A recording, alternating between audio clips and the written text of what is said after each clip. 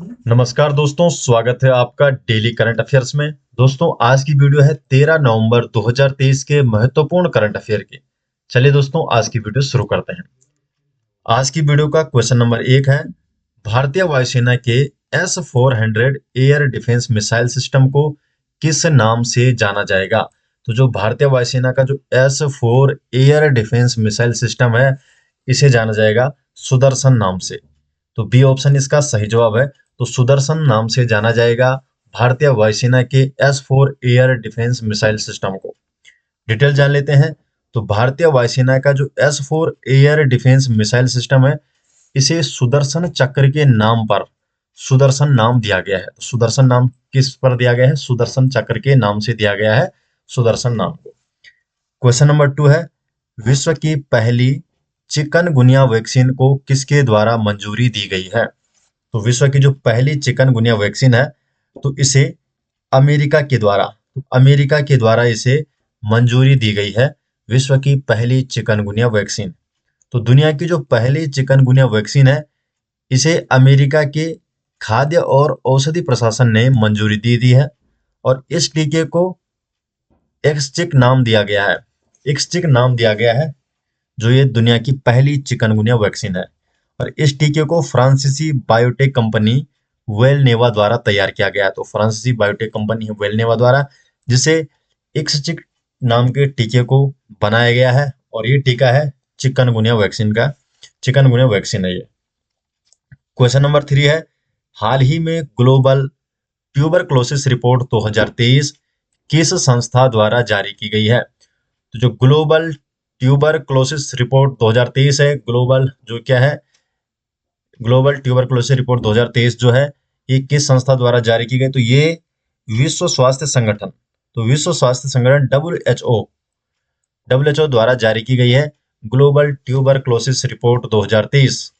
तो टीबी जो रिपोर्ट है ये, डिटेल जान लेते हैं। तो हाल ही में विश्व स्वास्थ्य संगठन वर्ल्ड हेल्थ ऑर्गेनाइजेशन जो डब्ल्यूएचओ है, इसने ग्लोबल ट्यूबरक्लोसिस रिपोर्ट 2023 जो ग्लोबल टीबी रिपोर्ट 2023 है, ये जारी की है और इसमें वर्ष 2022 में विश्व में क्षय रोग के कारण अर्थव्यवस्था पर पड़ने वाले प्रभाव को बताया गया है। वर्ष 2022 में विश्व भर में जो क्षय रोग है, तो इसके सर्वाधिक मामले भारत में पाए गए। कितने? 2.8 मिलियन टीबी के मामले भारत में पाए गए थे और यह अर्थव्यवस्था पर क्षय रोग के कारण पड़ने वाले वैश्विक बोझ का 27% है। तो 27% है वैश्विक बोझ का। कोविड-19 के बाद वर्ष 2022 में विश्व भर में होने वाली मौतों का जो दूसरा प्रमुख कारण था, वो है क्षय रोग। क्षय रोग को माइकोबैक्टीरियम ट्यूबरक्लोसिस के कारण होने वाला एक संक्रामक रोग है क्षय रोग। किसके कारण होता है? Mycobacterium tuberculosis. और ये रोग जो है, ये फेफड़ों को प्रभावित करता है। क्वेश्चन नंबर 4 है, चर्चित खिलाड़ी परनीत कौर का संबंध किस खेल से है? तो जो परनीत कौर है, तो परनीत कौर का संबंध किस खेल से है? तीरंदाजी से। तो परनीत कौर जो है, इनका संबंध है तीरंदाजी से। तो तीरंदाजी से संबंधित है परनीत कौर का।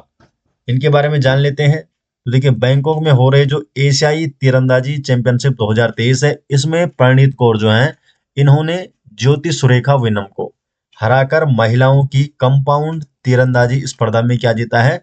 स्वर्ण पदक जीता है परनीत कौर ने है। और ये किस खेल से संबंधित है? तीरंदाजी से संबंधित है ये। जो एशियाई तीरंदाजी चैंपियनशिप 2023 है, इसमें भारत ने तो 3 स्वर्ण पदक जीते हैं, 1 रजत और 3 कांस्य पदक, कुल मिलाकर 7 पदक जीते हैं भारत ने। जो एशियाई तीरंदाजी चैंपियनशिप 2023 है, तो इसमें भारत ने टोटल 7 पदक जीते हैं। नेक्स्ट क्वेश्चन है क्वेश्चन नंबर 5, यूनेस्को ने हाल ही में अपने क्रिएटिव सिटीज नेटवर्क में किन 2 भारतीय शहरों को शामिल किया है? तो यूनेस्को द्वारा क्रिएटिव सिटीज नेटवर्क जो क्रिएटिव सिटीज नेटवर्क है, तो इसमें 2 भारतीय शहरों को शामिल किया है। और वो 2 भारतीय शहर कौन कौन से हैं? एक है कोझिकोड और दूसरा है ग्वालियर। तो कोझिकोड और ग्वालियर ये 2 शहर हैं, भारतीय शहर, जिसे यूनेस्को ने अपने क्रिएटिव सिटीज नेटवर्क में शामिल किया है। तो ए और बी दोनों। तो यूनेस्को ने हाल ही में अपने क्रिएटिव सिटीज नेटवर्क में 55 नए शहरों को शामिल किया है और इसमें 2 भारतीय शहर हैं, एक है कोझिकोड और दूसरा ग्वालियर। तो इन दो शहरों को भी शामिल किया है, ये दो भारतीय शहर है। जो कोझिकोड है ये है केरल में, तो केरल में है कोझिकोड, और यूनेस्को द्वारा साहित्य के शहर के रूप में नामित किया है कोझिकोड को, और साहित्य के शहर के रूप में नामित होने वाला ये पहला भारतीय शहर है।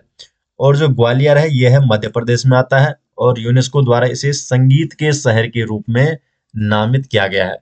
जो कोझिकोड है वो है साहित्य के शहर के रूप में, और ग्वालियर को संगीत के शहर के रूप में यूनेस्को द्वारा नामित किया गया है। नेक्स्ट क्वेश्चन है क्वेश्चन नंबर 6। हाल ही में किस राज्य के रंगिया और मारियानी रेलवे स्टेशन को ईट राइट स्टेशन का दर्जा प्राप्त हुआ है? तो कौन कौन से रेलवे स्टेशन है? रंगिया और मारियानी। जो रंगिया और मारियानी रेलवे स्टेशन है इन्हें ईट राइट स्टेशन का दर्जा प्राप्त हुआ है। तो ये किस राज्य से संबंधित है? किस राज्य में ये दो रेलवे स्टेशन है? तो ये संबंधित है असम। तो असम राज्य के हैं ये रंगिया और मारियानी रेलवे स्टेशन। तो असम में रंगिया और मारियानी रेलवे स्टेशन जो है इन्हें भारतीय खाद्य सुरक्षा और मानक प्राधिकरण ने ईट राइट स्टेशन को दर्जा दिया है। ईट राइट स्टेशन का इन्हें दर्जा दिया गया है। जो ईट राइट स्टेशन सर्टिफिकेट है ये किसे दिया जाता है? तो ये उन रेलवे स्टेशनों को प्रदान किया जाता है जो खाद्य भंडारा और स्वच्छता मानकों का पालन करते हैं और सुरक्षित और पौष्टिक भोजन सेवाओं के लिए एक मानक स्थापित करते हैं, उनको ये ईट राइट स्टेशन सर्टिफिकेट दिया जाता है। और ये दिया गया है रंगिया और मरियानी रेलवे स्टेशन को, जो कि असम राज्य में है। क्वेश्चन नंबर 7 है, भारत में राष्ट्रीय शिक्षा दिवस कब मनाया जाता है? तो राष्ट्रीय शिक्षा दिवस भारत में कब मनाया जाता है? तो भारत में हर साल 11 नवंबर को राष्ट्रीय शिक्षा दिवस मनाया जाता है। तो भारत में स्वतंत्र भारत के जो पहले शिक्षा मंत्री थे मौलाना अबुल कलाम आजाद, तो इनकी जयंती के उपलक्ष्य पर हर साल 11 नवंबर को राष्ट्रीय शिक्षा दिवस नेशनल एजुकेशन डे मनाया जाता है।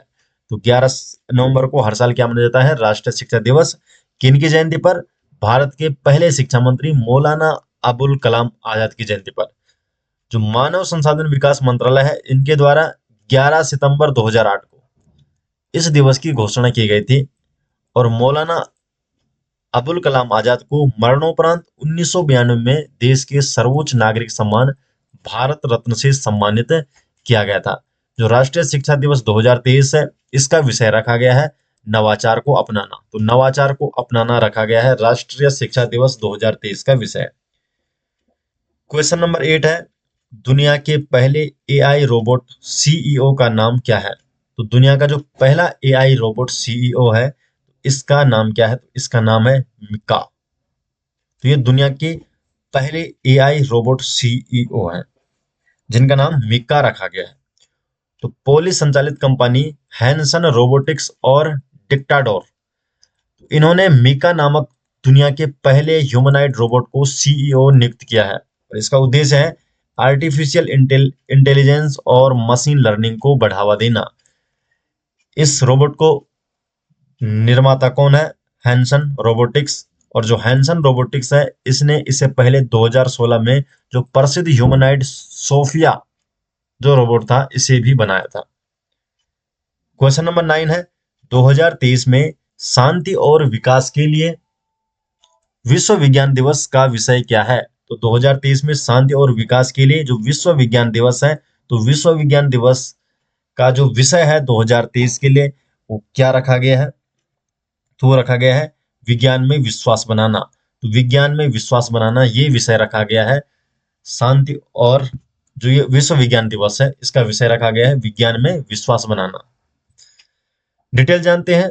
शांति और विकास के लिए विश्व विज्ञान दिवस हर साल 10 नवंबर को मनाया जाता है। तो 10 नवंबर को मनाया जाता है विश्व विज्ञान दिवस, और उद्देश्य है लोगों को विज्ञान के क्षेत्र में और उसके विकास के बारे में जागरूक करने के साथ ही उससे जुड़ी जरूरी जानकारियां लोगों तक पहुंचाना।